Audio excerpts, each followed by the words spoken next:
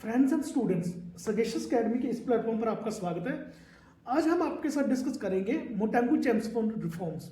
Montagu Chelmsford reforms थे जो ये 1919 में आए थे, 1919 में आए थे और इन्होंने बहुत बड़ा फेरबदल किया था हमारे एग्जीक्यूटिव में, लेजिस्लेचर में, वो चाहे प्रोविंशियल लेवल पे हो, वो चाहे सेंट्रल लेवल पे हो। ये जो एक्ट होते हैं जैसे 1909 का एक्ट है, मॉर्लिमेंटो रिफॉर्म्स है, या गवर्नमेंट ऑफ इंडिया एक्ट 1935, ये बहुत इंपॉर्टेंट होते हैं। यूपीएससी, एचसीएस और पीसीएस में ये वाले इनसे रिलेटेड प्रश्न बहुत पूछे जाते हैं। तो हम कोशिश करेंगे आपके साथ जितने भी हम एक्ट या ये जो गवर्नमेंट ऑफ इंडिया एक्ट है जितने भी हैं, जहाँ इंडियन काउंसिल एक्ट है, ये हम आपके साथ सभी डिस्कस करें।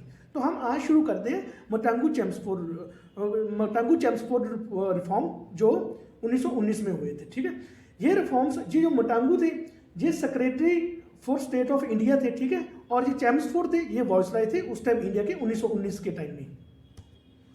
हम यहाँ पे देखेंगे कि ये जो रिफॉर्म हुए थे इनके बेसिस पे ही गवर्नमेंट ऑफ इंडिया एक्ट 1919 बना था। इन्होंने 1918 में मोंटेगू ने एक अपनी अगस्त स्टेटमेंट प्रेजेंट की थी, उसी के बेस पे ही गवर्नमेंट ऑफ इंडिया एक्ट 1919 बना था। हम इसके इंट्रोडक्शन देखेंगे, फिर प्रोविंशियल लेवल पे मतलब स्टेट लेवल पे क्या इन्होंने चेंजेस किए थे एग्जीक्यूटिव में और लेजिस्लेचर में, और सेंट्रल लेवल में एग्जीक्यूटिव में क्या चेंजेस किए गए। ठीक है, और लेजिस्लेचर में क्या चेंजेस किए गए। फिर हम देखेंगे जो कांग्रेस ने इनके प्रति निराशा व्यक्त की थी ये रिफॉर्म आने के बाद, इसके ड्रॉबैक्स देखेंगे, क्या क्या इसके ड्रॉबैक्स थे, क्या इसकी शॉर्टकमी थी, वो हम सब इस वीडियो में डिटेल्ड में डिस्कस करेंगे।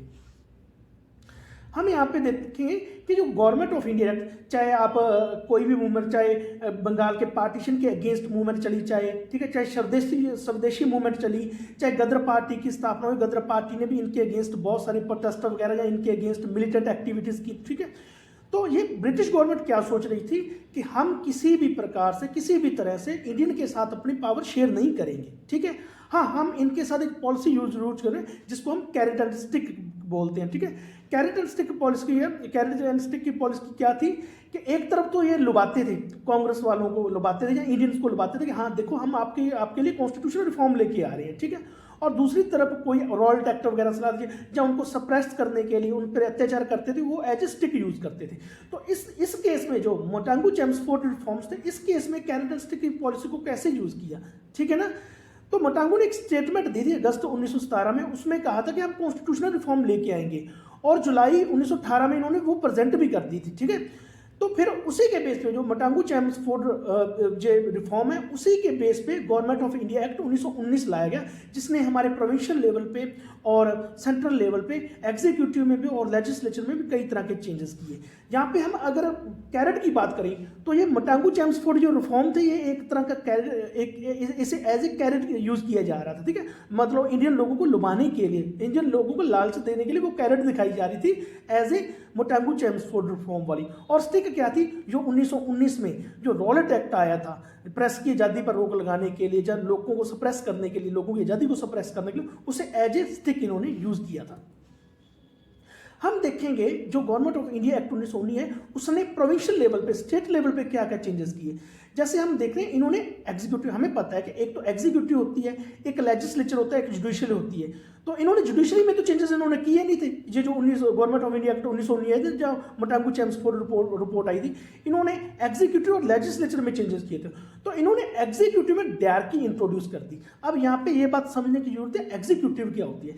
एग्जीक्यूटिव जो हमारे रूल रेगुलेशन बने होते हैं उनको इंप्लीमेंट करने वाली संस्था को ही एग्जीक्यूटिव कहते हैं। जैसे प्रोविंशियल लेवल पे हमारे सीएम है, ठीक है, और उनके साथ जो काउंसिल ऑफ मिनिस्टर्स हैं जैसे पंजाब हरियाणा में, ठीक है, तो वो एग्जीक्यूटिव होती है, और उनके साथ जो एमएलएज और होते हैं वो लेजिस्लेचर का काम करते होते हैं। तो इन्होंने एग्जीक्यूटिव में ही डायरकी इंट्रोड्यूस कर दी, एग्जीक्यूटिव में ही द्वैध शासन इंट्रोड्यूस कर दिया। इसका मतलब क्या हुआ, जो एग्जीक्यूटिव में रूल करने होंगे वो दो संस्थाएं होगी, एक तो एग्जीक्यूटिव काउंसिलर होगी, एक तो एग्जीक्यूटिव काउंसलर्स होंगे जिनको गवर्नर जिनको नॉमिनेट करेगा एग्जीक्यूटिव काउंसलर, और दूसरे पॉपुलर मिनिस्टर होंगे। ये पॉपुलर मिनिस्टर्स क्या होंगे, ये पॉपुलर मिनिस्टर जो हमारे उस टाइम लेजिस्लेटिव काउंसिल्स में चुन के आदमी जाते थे, उनमें से ही पॉपुलर मिनिस्टर चुने जाते थे। इसका मतलब ये हुआ जो गवर्नर होंगे वो एग्जीक्यूटिव के हेड होंगे प्रोविंस में, एक स्टेट में। ठीक है, और एग्जीक्यूटिव काउंसलर्स के साथ मिलके ये जो गवर्नर होगा, एग्जीक्यूटिव काउंसलर्स के साथ मिलके जो रिजर्व सब्जेक्ट होंगे उन पे रूल रेगुलेशन बनाएंगे। ठीक है, और जो बाकी पॉपुलर मिनिस्टर होंगे, जो लेजिस्लेटिव काउंसिल्स में से इलेक्टेड हुए हैं वो मिनिस्टर होंगे, वो ट्रांसफर सब्जेक्ट पे अपने रूल रेगुलेशन बनाएंगे। तो जो इन्होंने द्वैध सेशन लागू कर दिया एग्जीक्यूटिव लेवल पे, ठीक है। तो हम यहाँ पे देखेंगे सब्जेक्ट्स को वो दो कैटेगरी में बांटा गया। एक तो रिजर्व सब्जेक्ट होंगे जो गवर्नर डील करेगा अपने नॉमिनेटेड जो उसके एग्जीक्यूटिव काउंसलर्स होंगे, और जो ट्रांसफर सब्जेक्ट्स होंगे, ट्रांसफर सब्जेक्ट को हैंडल करने के लिए जो हमारे पॉपुलर मिनिस्टर होंगे, जो लेजिस्लेटिव काउंसिल से चुने होंगे, वो ट्रांसफर सब्जेक्ट्स के साथ डील करेंगे। अब यहाँ पे देखते हैं रिजर्व सब्जेक्ट्स में क्या होंगे। रिजर्व सब्जेक्ट जिनको गवर्नर हैंडल कर ले विद काउंसलर्स, है ना, वो हैंडल कर ले। उसमें होगा जैसे लॉ एंड ऑर्डर होता है, जब फाइनेंस होता है, जैसे लैंड रेवेन्यू होता है, इरिगेशन से रिलेटेड जो भी रूल रेगुलेशन होते हैं, तो ये रिजर्व सब्जेक्ट्स में आएंगे। On the other hand transfer subjects में कौन कौन से सब्जेक्ट आएंगे, जैसे एजुकेशन हो गया, हेल्थ हो गया, लोकल गवर्नमेंट होगी, इंडस्ट्री होगी, एग्रीकल्चर और एक्साइज, ठीक है। और हमने आपको पहले बताया कि रिजर्व सब्जेक्ट्स को कौन एडमिनिस्टर करेगा, गवर्नर करेगा। गवर्नर अपनी एग्जीक्यूटिव जो उनके ब्यूरोक्रेट्स होंगे या उससे नॉमिनेटेड जो एग्जीक्यूटिव काउंसलर होंगे, वो रिजर्व सब्जेक्ट्स को गवर्नर डील करेगा। और ट्रांसफर सब्जेक्ट्स होंगे, ट्रांसफर सब्जेक्ट वही होंगे जो एडमिनिस्टर किए जाएंगे मिनिस्टर द्वारा। और मिनिस्टर कहाँ से नॉमिनेट किए जाएंगे, मिनिस्टर जो हमारे इलेक्टेड मेंबर होते हैं लेजिस्लेटिव काउंसिल से, वहीं से ही किए जाएंगे, ठीक है।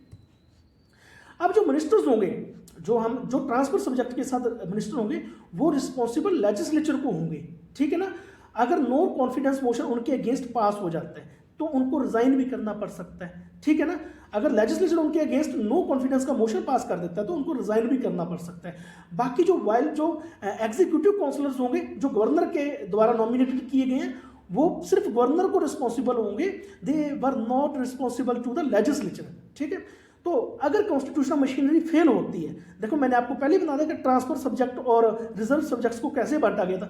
अगर कॉन्स्टिट्यूशनल मशीनरी फेल होती है तो गवर्नर ट्रांसफर सब्जेक्ट्स को भी एडमिनिस्टर कर सकता है। जैसे आज के टाइम में हमारे इमरजेंसी लग जाती है तो प्रेसिडेंट रूल लग जाता है, ठीक है।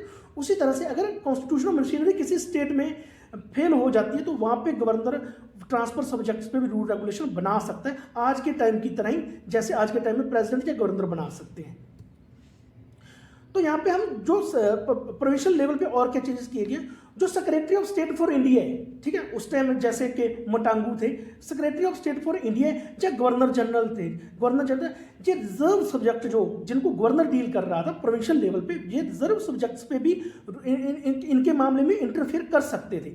बट जो ट्रांसफर सब्जेक्ट तो जिसको मिनिस्टर लेजिस्लेटिव काउंसिल के जिनको मिनिस्टर डील कर रहे हैं ट्रांसफर सब्जेक्ट में, उनकी पावर, उन पे इनका ज़्यादा स्कोप नहीं होता था गवर्नर जनरल का और इसका secretary of state for India का, इसका कोई इनका इंटरफेयर ज़्यादा नहीं होता था, इन पे रेस्ट्रिक्शन थी। बट अगर वो चाहें तो रिजर्व सब्जेक्ट्स में अपना इंटरफेयर शो कर सकते थे, ठीक है। अब अगर हम ओवरऑल देखें तो यहाँ पे तो जो गवर्नर था वो मोर पावरफुल था प्रोविंशियल लेवल पे भी, क्योंकि ड्यूरिंग इमरजेंसी वो क्या कर सकता था, वो रिजर्व सब्जेक्ट पे तो वो बनाता ही बनाता था, ठीक है, रूल एंड रेगुलेशन, पर इमरजेंसी के टाइम वो ट्रांसफर सब्जेक्ट पे भी रूल रेगुलेशन बना सकता था, ठीक है। हम यहाँ पे कह सकते थे सेंट्रल गवर्नमेंट थी वो ज़्यादा पावरफुल थी, गवर्नर ज़्यादा पावरफुल था, क्योंकि गवर्नर होता था वो secretary of state of India का ही अपॉइंटी होता था या गवर्नर जनरल का अपॉइंटी होता था।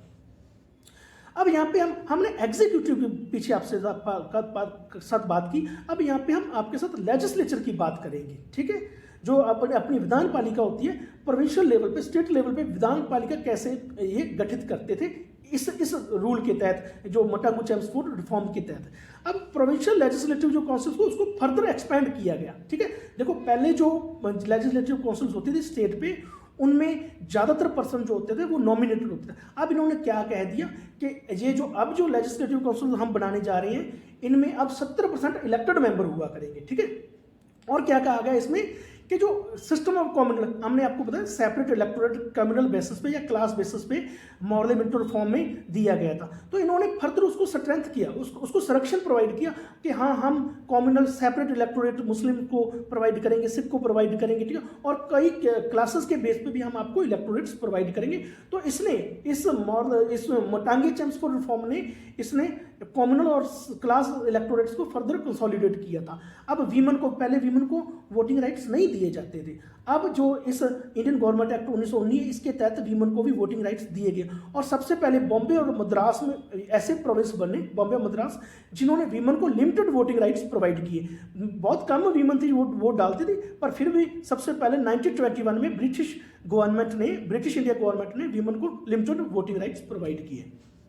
प्रोविंशियल लेवल पे और क्या हम देखेंगे, जो लेजिस्लेटिव काउंसिल्स थी वो लेजिस्लेशन बना सकती थी, वो कानून बना सकती थी, बट उनको गवर्नर की असेंट की जरूरत पड़ती थी, गवर्नर की स्वीकृति की उनको हमेशा ही जरूरत पड़ती थी। और गवर्नर उन बिल को रद्द भी कर सकता था और गवर्नर अध्यादेश भी जारी कर सकता था। ठीक है, अध्यादेश क्या होता है, जो ऑर्डिनेंस पास किए जाते हैं वो गवर्नर के द्वारा पास किए जाते हैं, जहाँ ऊपर सेंट्रल लेवल पे प्रेसिडेंट द्वारा अध्यादेश पारित किए जाते हैं। जब हमारा जो सेशन होता है पार्लियामेंट का, जहाँ विधानसभा का, वो छुट्टी पे होता है, जब वो सेशन चल नहीं रहा होता, तो इनकेस जो गवर्नर होता है प्रेसिडेंट होता है, हमारी कॉन्स्टिट्यूशन ने उनको पावर देती है कि आप ऑर्डिनेंस जारी कर सकते हो। अब जो लेजिस्लेटिव काउंसिल्स थी वो बजट को रिजेक्ट कर सकती थी, जो बजट पेश किया जा रहा है लेजिस्लेटिव काउंसिल में बजट को रिजेक्ट कर सकती थी। बट यहाँ पे एक था कि अगर गवर्नर चाहता है कि ये बजट रिजेक्ट नहीं करना है, इसको पास करना है, तो जो गवर्नर होता था वो बजट को पास करवा सकता था, वहाँ पे लेजिस्लेटिव काउंसिल की नहीं चलती थी। ठीक है, अब लेजिस्लेचर को सिर्फ फ्रीडम ऑफ स्पीच दे रखी थी। लेजिस्लेटर जितने भी जो लेजिस्लेटिव काउंसिल में जितने भी लेजिस्लेटर होते थे उनको फ्रीडम ऑफ स्पीच थी, वो अपने व्यू फ्रीली एक्सप्रेस कर सकते थे, ओपनली अपनी बात रख सकते थे। बाकी सारी पावर इन्होंने छीन रखी थी, बस बोलने का अधिकार दे रखा था। अब हम सेंट्रल लेवल पे बात करेंगे। हमने अपनी पिछली बातें में बताया आपको कि प्रोविंशियल लेवल पे एग्जीक्यूटिव में क्या चेंजेस लिए, ठीक है, सेंट्रल लेवल में एग्जीक्यूटिव में क्या चेंजेस हुए, ठीक है, और लेजिस्लेचर में प्रोविंशियल लेवल पे बात की। आगे हम लेजिस्लेचर में सेंट्रल लेवल पे भी बात करेंगे। सेंट्रल गवर्नमेंट में कोई भी रिस्पॉन्सिबल गवर्नमेंट की बात नहीं की गई थी, सेंट्रल लेवल पे कोई रिस्पॉन्सिबल गवर्नमेंट नहीं थी। ठीक है, यहाँ पे इसमें मेन पॉइंट क्या थे, जो एग्जीक्यूटिव का चीफ अथॉरिटी होगा, हेड एग्जीक्यूटिव को हेड करने वाला सेंट्रल लेवल पे, वो गवर्नर जनरल को होगा। हमने आपको कहा प्रोविंशियल लेवल पे एग्जीक्यूटिव को का चीफ एग्जीक्यूटिव कौन था, एग्जीक्यूटिव का चीफ हेड कौन था, वो गवर्नर था। बट यहाँ पे गवर्नर जनरल अलग होगा। ठीक है, गवर्नर एग्जीक्यूटिव को डील करने वाला हेड होगा वो गवर्नर जनरल होगा। इसको जहाँ पे आज के टाइम में वो गवर्नर जनरल को हम प्रेसिडेंट बोल सकते हैं। और दो लिस्ट बनाई गई इस सेंट्रल लेवल पे, दो लिस्ट बनाई गई, एक तो सेंट्रल और एक प्रोविंशियल लिस्ट बनाई गई। अब जो वाइसराय होगा, वाइसराय की एग्जीक्यूटिव, वाइसराय यहाँ पे हम प्राइम मिनिस्टर मान लें, जो वाइसराय होगा वो प्राइम मिनिस्टर होगा सेंट्रल लेवल पे।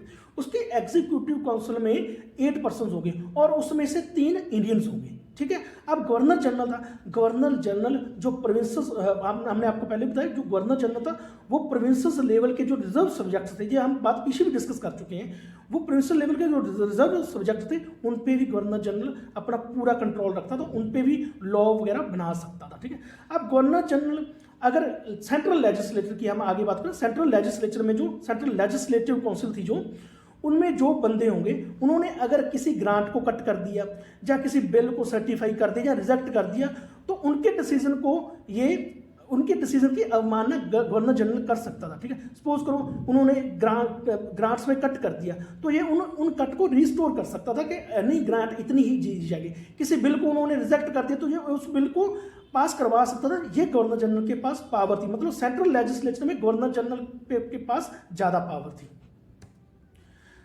अब हम सेंट्रल लेवल पे लेजिस्लेटर की बात करते हैं। ठीक है, बाइकैमरल अरेंजमेंट की गई, 2 सदन बनाए गए। ठीक है, एक तो लोअर हाउस, और लोअर हाउस को हम सेंट्रल लेजिस्लेटिव असेंबली भी बोल सकते थे। लोअर हाउस में कितने बंदे होंगे, जैसे आज के टाइम में लोकसभा, लोअर हाउस में या सेंट्रल लेजिस्लेटिव असेंबली में कितने बंदे होंगे, 145 मेंबर्स होंगे सेंट्रल लेजिस्लेटिव असेंबली में। ठीक है, इसमें 41 तो नॉमिनेटेड होंगे और 104 इलेक्टेड होंगे। अब ये 104 में इलेक्टेड में भी मैंने आपको बताया कि इन्होंने क्लास के बेसिस पे सेपरेट इलेक्टोरेट को और कम्युनल के बेसिस पे सेपरेट इलेक्टोरेट को इन्होंने स्ट्रेंथन किया था, इन्होंने मजबूत किया था। तो इन 104 इलेक्टेड पर्सन में 52 जनरल के होंगे और 30 मुस्लिम होंगे। ठीक है, और 2 सिख्स होंगे और 20 स्पेशल होंगे। तो टोटल ये बना के इलेक्टेड कितने हो जाते हैं, 145 में 104 इलेक्टेड और 41 नॉमिनेटेड हो जाते हैं। ठीक है, और अपर हाउस की बात करते हैं, जिसको काउंसिल ऑफ स्टेट कहते हैं, जिनको आज के टाइम में जिसको राज्यसभा कहते हैं, और वहां पे 60 मेंबर टोटल होंगे और उन 60 मेंबर्स में 26 तो नॉमिनेटेड होंगे और 34 इलेक्टेड होंगे। अब ये जो 34 इलेक्टेड होंगे, इनमें 20 जनरल होंगे, 10 मुस्लिम्स होंगे और 3 यूरोपियंस होंगे और 1 सिख होगा। तो इस तरह इन्होंने 2 बाइकैमरल अरेंजमेंट की गई थी लेजिस्लेचर पर सेंट्रल लेवल में।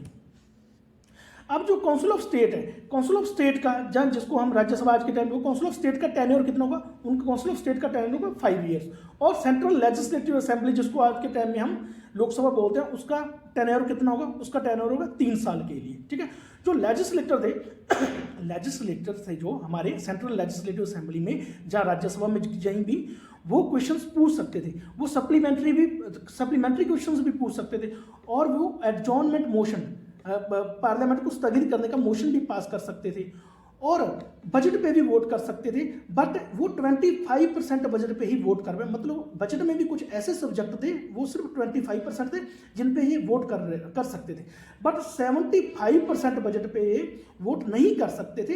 ये इंडियन गवर्नमेंट एक्ट 1919 में कहा गया था। ठीक है, कुछ जो इंडियंस थे, इंडियंस को पैसिफाई करने के लिए उन्होंने फाइनेंस में बड़ी इंपॉर्टेंट कमेटी में इंडियन को चुना, और इंक्लूडिंग फाइनेंस कमेटी में भी इंडियन वहाँ पे थे। ये जो सब कुछ गवर्नमेंट द्वारा किया जा रहा था, ये इंडियन लोगों को पैसिफाई करने के लिए ही किया जा रहा था। अब हम देखेंगे इसके ड्रॉबैक्स क्या थे। मोंटागू चेम्सफोर्ड रिफॉर्म ने इंडियन लोगों को पैसिफाई करने के लिए, कांग्रेसमैन को पैसिफाई करने के लिए बहुत तरह के मतलब कॉन्स्टिट्यूशनल रिफॉर्म लाने की बात की, बट फिर भी अपने इंडियन लोग थे या कांग्रेस वाले थे, वो इससे सेटिस्फाई नहीं थे। हम ये अब यहाँ पे देखेंगे इनमें क्या क्या ड्रॉबैक थे। अब हम अगर होम फ्रंट की बात करें, होम फ्रंट में क्या हुआ, बड़ा चेंजेस क्या आया कि जो पहले जो ब्रिटिश एक्सचेकर में से secretary of state of India को जो आमदन होती थी, सैलरी होती थी, ठीक है, वो इंडिया के खजाने में से दी जाती थी। बट अब क्या किया इन्होंने कि जो secretary of state for India मतलब मोंटागू को जो भी सैलरी देनी है वो ब्रिटिश के खजाने से दी जाएगी। ये एक उन्होंने वहाँ पे एक चेंज किया। अब और ड्रॉबैक क्या रही है इसमें, जो फ्रेंचाइजी का मतलब होता है जो लोग वोट डालते हैं, वोट डालने का अधिकार बहुत लिमिटेड लोगों को दिया गया। जैसे हम आपको बताते हैं कि उस टाइम की पॉपुलेशन थी लगभग 26 करोड़ थी उस टाइम की पॉपुलेशन 1919 की, और कितने लोगों को वोट डालने का अधिकार मिला। आज तो हमारे 18+ जितने भी लोग हैं सभी वोट डालते हैं, बट उस टाइम सिर्फ 15 लाख लगभग 15 लाख लोगों को ही, 26 करोड़ में से 15 लाख लोगों को ही वोटिंग के अधिकार प्राप्त थे। इससे हम ये कह सकते हैं कि जो वोट डालने का अधिकार सिर्फ कुछ ही लोगों को प्राप्त था। जो इसके हम कहेंगे इसका सबसे बड़ा ड्रॉबैक था, जो फ्रेंचाइजी थी वो बहुत ही लिमिटेड थी, लोगों को वोट डालने का अधिकार बहुत कम लोगों को, वेरी रिच पीपल को ही लोगों वोट डालने का अधिकार था। फिर और क्या, सेंट्रल लेवल की अगर हम बात करें तो जो लेजिस्लेचर था, जो सेंट्रल लेजिस्लेचर असेंबली में जो पर्सन होते थे उनका एग्जीक्यूटिव काउंसिल पे कोई ज़्यादा कंट्रोल नहीं था। मतलब जैसे गवर्नर जनरल करता वो अपने प्रकार से किसी भी तरह किसी मैटर को सॉल्व कर सकता था। लेजिस्लेचर जो बंदे हमारे चुने जाते थे, चाहे वो राज्यसभा में हो, जैसे हम उस टाइम में काउंसिल ऑफ स्टेट कहते हैं, या सेंट्रल लेजिस्लेटिव असेंबली के जो बंदे थे, उनका एग्जीक्यूटिव पे ज़्यादा कंट्रोल नहीं होता था। आज के टाइम में हमने देखा कि एग्जीक्यूटिव पे चाहे थोड़ा ही है, पर फिर भी एग्जीक्यूटिव पे लेजिस्लेचर का कंट्रोल हमारे देश में रहता है। ठीक है, फिर डिवीजन ऑफ सब्जेक्ट थी जो सेंट्रल लेवल, वो सेटिस्फैक्टरी नहीं थी। ठीक है, division of subject, provincial level के सब्जेक्ट कैसे डाल रखे थे, सेंट्रल लेवल के सब्जेक्ट कैसे उन्होंने पुट कर रखे थे अपने हिसाब से, वो लोगों के लिए लोगों को संतुष्टि प्राप्त नहीं करते थे। ठीक है, फिर हम एलोकेशन ऑफ सीट्स की बात करें, एलोकेशन ऑफ सीट्स की अगर बात करें, जो सेंट्रल लेजिस्लेचर था, ठीक है ना, वो जो एलोकेशन ऑफ सीट, किसी को राज्यसभा की सीट दी जाए, किसी को सेंट्रल असेंबली की सीट दे दें, वो प्रोविंस के इंपोर्टेंस पे डिपेंड करता है। ठीक है, अगर सपोज करो सेंट्रल लेजिस्लेटिव असेंबली में पर्सन भेजते हैं तो ये डिपेंड करता है, जैसे पंजाब के पास पंजाब मिलिट्री को ज़्यादा मैन पावर प्रोवाइड करता था, और जो मुंबई था, महाराष्ट्र था, वो कॉमर्स में बहुत आगे था। तो इन प्रोविंसेस के इंपोर्टेंस को देखते हुए इनको काउंसिल ऑफ स्टेट में और सेंट्रल लेजिस्लेटिव असेंबली में इनको सीट की डिवीजन दी जा रही थी, और कोई कारण था। मतलब एलोकेशन ऑफ जो सीट्स था सेंट्रल लेजिस्लेटिव असेंबली में और काउंसिल ऑफ स्टेट में, वो प्रोविंस के इंपोर्टेंस को देखते हुए उनको उनकी सीटें, जो ज़्यादा इंपॉर्टेंट प्रोविंस है उनको ज़्यादा सीटें दी जा रही हैं, जो कम इंपॉर्टेंट प्रोविंस है उनको कम सीटें दी जाती थी। ठीक है, अगर हम प्रोविंसेस के लेवल पे बात करें, जो डिवीजन ऑफ सब्जेक्ट था, प्रोविंसेस से हम बात की ना, रिजर्व सब्जेक्ट होते थे और ट्रांसफर सब्जेक्ट्स होते थे। ठीक है, वहाँ पे हम बात करें कि और जो इन्होंने एग्जीक्यूटिव लेवल पे प्रोविंसेस पे जो द्वैध शासन लागू किया था वो बिल्कुल रॉन्ग था, वो बिल्कुल इरेशनल था, और वो काम अच्छी तरह से काम भी नहीं कर रहा था। जैसे जो सब्जेक्ट बड़े वेरी इंपॉर्टेंट जो स्टेट के सब्जेक्ट्स होने चाहिए थे, जैसे irrigation, finance, police, law and order, press and justice, और ये तो उन्होंने रिजर्व लिस्ट में डाल रखे थे, जिनको गवर्नर ही हमेशा डील करेगा जिनके साथ। ये जो सब्जेक्ट थे वेरी इंपॉर्टेंट, जो स्टेट के सब्जेक्ट थे, ये काउंसिल ऑफ मिनिस्टर के पास होने चाहिए था, ठीक है, नीचे प्रोविंसेस के पास होने चाहिए थे, जिनको नॉमिनेटेड मिनिस्टर लेजिस्लेटिव असेंबली के डील करना चाहिए था। तो ये इनका जो डिवीजन ऑफ सब्जेक्ट था वो बहुत ही बुरा था। इन्होंने सही तरह से सब्जेक्ट्स को डिवाइड नहीं किया हुआ था। और क्या थे, जो प्रोविंशियल मिनिस्टर्स होते थे, प्रोविंशियल मिनिस्टर उनका फाइनेंसेस पे कोई कंट्रोल नहीं था, ठीक है, ना ही उनका कोई ब्यूरोक्रेट्स पे कंट्रोल था। अगर हम आपकी बात करें कि ब्यूरोक्रेट्स, अगर हम दिल्ली की बात करते हैं तो वहाँ पे भी ये प्रॉब्लम चल रही है कि ब्यूरोक्रेट्स पे जो प्रोविंशियल के मिनिस्टर हैं, जो दिल्ली के मिनिस्टर हैं वहाँ के, उनका ब्यूरोक्रेट्स पे कोई कंट्रोल नहीं है, ठीक है। इससे क्या होता है, जो मिनिस्टर होते थे प्रोविंसेस के और जो अफसर होते थे उसी प्रोविंस के, उनमें कहीं ना कहीं क्लेश चलता रहता था, उनमें कहीं ना कहीं क्लैशेस चलते ही रहते थे, ठीक है। मिनिस्टर ब्यूरोक्रेट्स की नहीं मानते थे और ब्यूरोक्रेट मिनिस्टर्स की नहीं मानते थे, ठीक है। और मिनिस्टर थे, उनको इंपॉर्टेंट मैटर पे कंसल्ट नहीं किया जाता था, ठीक है। जो प्रोविंसेस की बात कर रहे हैं, प्रोविंसेस लेवल पे जो इन्होंने डायरकी इंट्रोड्यूस की थी, जो मिनिस्टर होते थे उनको इंपॉर्टेंट मैटर पे कंसल्ट नहीं किया जाता था। और गवर्नर चाहे तो, अगर गवर्नर को लगे कि कोई इंपॉर्टेंट मैटर है तो वो उनको ओवर रूल कर सकता था मिनिस्टर की बिना सुने ही कोई रूल रेगुलेशन गवर्नर बना सकता था, अगर गवर्नर को लगता है कि ये मैटर इंपॉर्टेंट है। ये हमने आपके साथ ड्रॉबैक्स इसके डिस्कस किए। हम और भी वीडियो, जितने भी गवर्नमेंट ऑफ इंडिया एक्ट हैं, जैसे पार्लियामेंट रिफॉर्म्स हो गया, जहाँ गवर्नमेंट ऑफ इंडिया एक्ट 1935 जिसमें से हमने 75% अपना कॉन्स्टिट्यूशन लिया है, हम आपके साथ आने वाली वीडियो में सभी डिस्कस करेंगे। So thanks for watching, thanks for being with us.